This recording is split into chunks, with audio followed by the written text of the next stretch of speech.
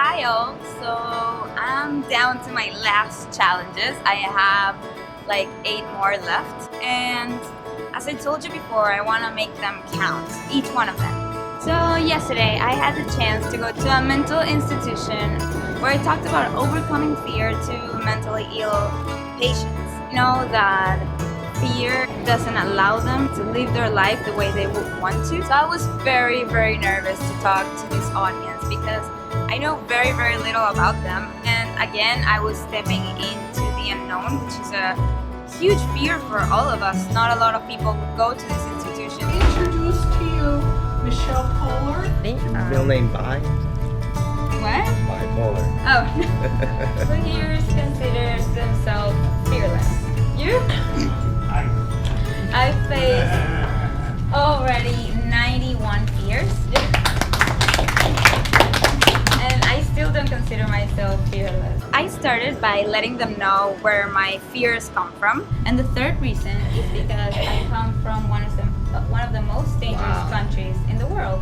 And then I talked about where the project comes from. New York is the first reason why I started this project. I wanted to truly enjoy life to the fullest. A big reason that I started this project is because of the song I Lived by One Republic. I wrote the lyrics to this song.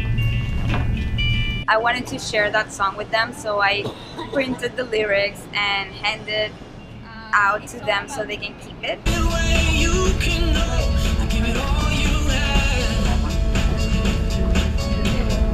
This class where I started the project is called A Brand Called You.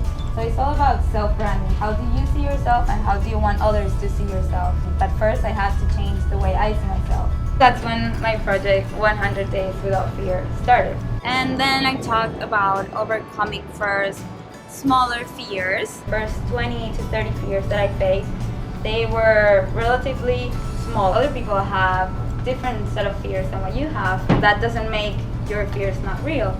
I'm petrified of spiders. Wow. Awesome. They don't bite. Then I talk about my 7 core fears. Loneliness is my biggest fear.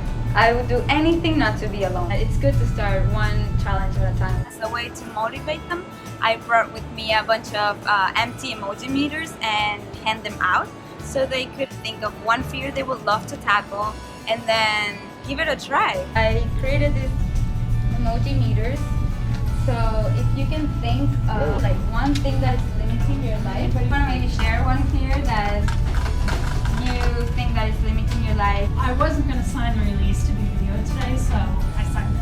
Hey. So mine is being noticed. Like, There you go, alright!